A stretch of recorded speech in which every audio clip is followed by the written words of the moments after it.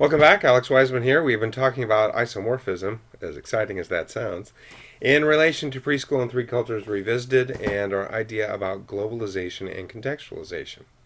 And we said that, looking at the Powell and DiMaggio definition from way back in 1983, that isomorphism is a constraining process that forces one unit in the population to resemble other units that face the same set of environmental conditions. So it's a constraining process. It forces one unit to resemble other units when they face the same set of environmental conditions.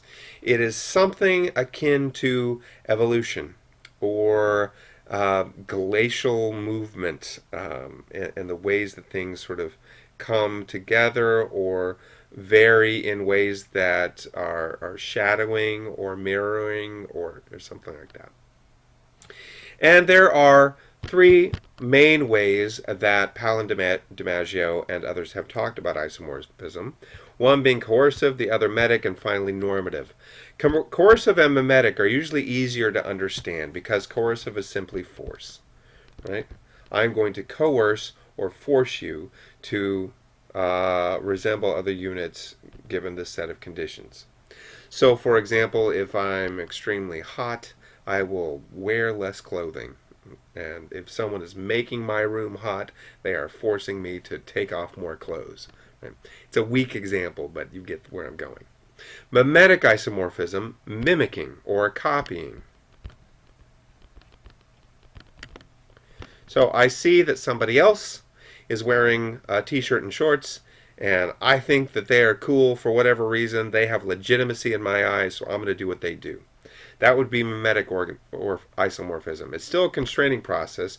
It still forces one unit to resemble other units in that same set of environmental conditions. But the motivation for it is different. And then we have normative isomorphism. Normative isomorphism is a little bit like regression towards the mean. It's something that takes place over time. It's a very slow movement, but it does not necessarily mean convergence. Right? Convergence is when things become the same thing, homogeneity. Normative isomorphism is over time shadowing or mimicking or looking like another thing.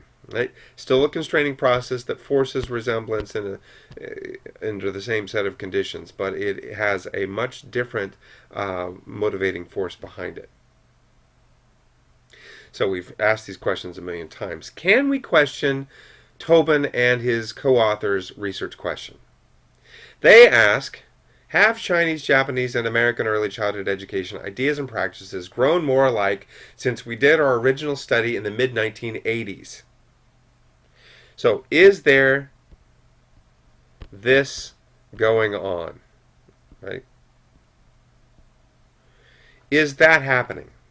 And if so, is there evidence of that happening in here? Well, we start out with a couple of questions. One, grow more alike. We know that that means ideas and practices. So our early childhood education ideas and practices more alike in these three places.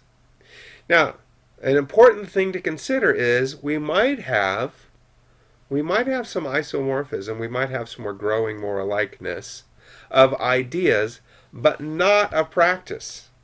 Or vice versa.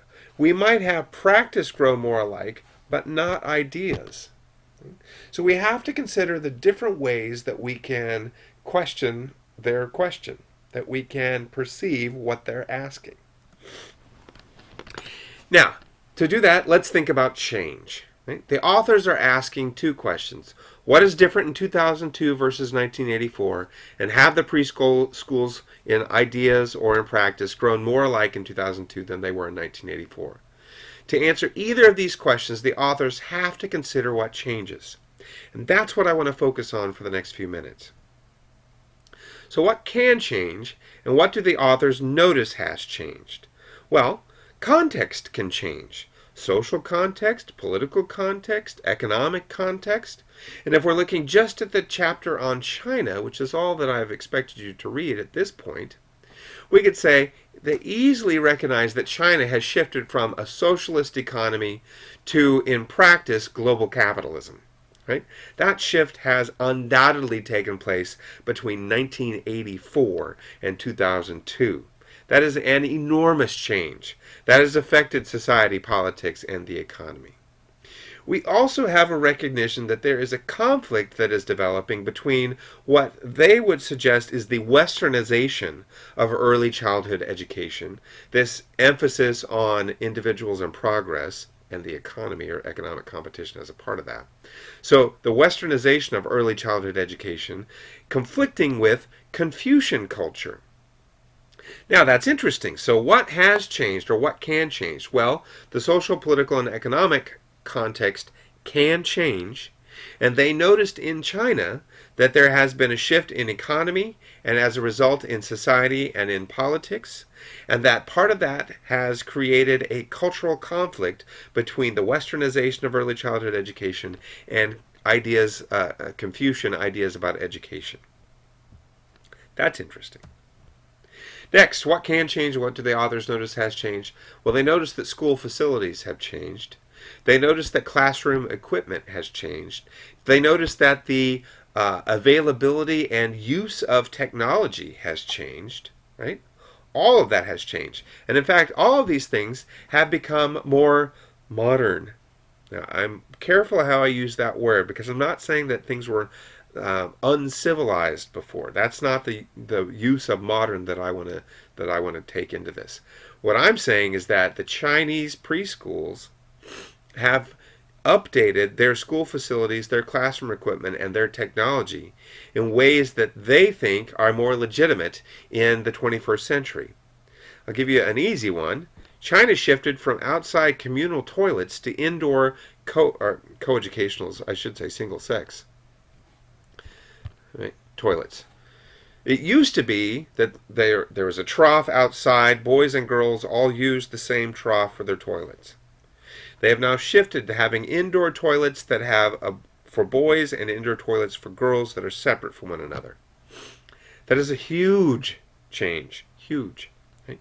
They also have very nice facilities. If you look at some of the description and the photographs, compared to what they had in 1984 and published in 89, huge difference.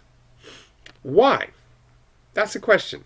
Is this an example of change in idea or change in practice? Well, why did the school facilities, equipment, and technology change? What is the idea behind that? These are rhetorical questions. I'm sorry, these are not rhetorical questions. These are questions that I'd like for you to answer, perhaps talking on the discussion board. And if we were in class together right now, we'd be having a discussion about that. In practice, what is different? What has changed? Well, the kids are going to the bathroom in different places, all right? The facilities have changed in that way. The technology that's being used, both the hardware and the software and the capacity of the teachers to use it, have all changed. Right? Is that idea or practice? Next, what can change and what do the authors notice has changed? Student enrollment has gone up in Chinese preschools. Parental investment in Chinese preschools has gone up. Preschool competitiveness has gone up. Teacher professionalization and pedagogy has tightened. Right?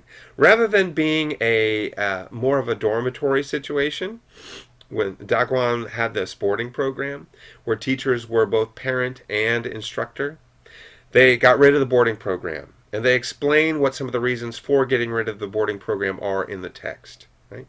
And it has to do with this stuff, right? They wanted to be more competitive. Why? What is the change in ideology or practice? Well, the change in practice is competitiveness. In order to be more competitive, you have to have a more selective enrollment, you have to have professional teachers, you have to have actual pedagogy that's going on. Parents are willing to invest. They are willing to spend the extra money or time or effort or whatever it is to get their kids into a good preschool. Therefore, preschools have to be more competitive to get students into them, because they benefit from it. Why? Why do they do this? Is it because China has shifted from a socialist economy to a global capitalism model? Is it because there's a recognition that there's economic competitiveness that comes from being well or highly educated, and this is a head start on this? Is it because there is just an altruistic belief in education that has come about in China? Right? What is the change that it's occurring? Next, what can change and what do the authors notice has changed? They say that there has been an increased openness to foreign influence and policy with an emphasis on global competitiveness. They also notice, these go together, they also notice that more parents are in the workforce. This changes the dynamic of the family, and it changes the role of the parent in relation to their child. So, for example, 1993 Guidelines for the Reform of Education in China. Contrast that with perspectives on the Confucian tradition and values. Teachers themselves are noticing that there's a contrast between what they're doing and how they're preparing and what their students are engaged in school and preschool, and these traditional Confucian values, expectations, etc. Is that because there's been an increased openness to foreign influence and policy? And is that openness a result of this emphasis on global competitiveness? And where does that come from in China, which is still not technically a democracy or a capitalist society? Why does having more parents in the workforce matter? And why are there more parents in the workforce? Why weren't all parents working before? How does that change? Why is that significant? You got all those questions? All right. Now, why do these changes happen? Okay, that's the question I keep asking. So where does theory come in? We've got our idea about world culture and institutional theory from our previous discussions. We've got what I consider to be a slightly off perspective on world culture, world society, or institutional theory that they give us. And we've got some alternative ideas. But the question is, where does all this theory come in? So where does theory come in? Next, what is shared? What do we find that's shared? Let's look first across time. What did they notice is shared between 1984 and 2002? Or what do the authors suggest is shared between China and the rest of the world? What is unique? What does China do? What did preschools in China do that is not done anywhere else? Or what was unique in 1984 versus what is unique in 2002? Next, how do globalization and contextualization coexist in the China example? Because that's all we have technically read at this point if you're following the syllabus. And is there any evidence of a shift toward or away from this? Do we see a shift away from large-scale and organizationally complex education systems, preschool included? Do we see a shift away from public, that would be mass, somehow government-backed models of schooling? Do we see a shift toward or away from professionally staffed schools? Do we see a shift toward or away from low differentiation between schools? This is going to be key for us. If we really want to think about what's happening with education, let's think about what we're comparing it to. Okay, we have come to the end of our discussion of the first set of readings for Preschool and 3 Culture, which was, if I'm looking at the syllabus, was the introductory chapter and then our chapter on China. The next thing we're going to do is talk about Japan. That's for the next reading. And then after that, we will talk about Preschool and 3 Culture Revisited, looking at the U.S. chapter and then the final chapter, Across Time and Cultures, where they are promising with that title that they're going to sum it all up for us. In the meantime, I will post another screencast because to let you know what we're doing next. So watch for that. And if you have any questions, please contact me. I would love to see discussion of these questions that I have posed. I've posed a lot. I'd love to see discussion of this on the discussion board. I want to see you interacting with one another, and I want to know what is changing or not changing and articulate that in relation to the examples that we have here within the framework of the theory and conceptualizations that we've been handed.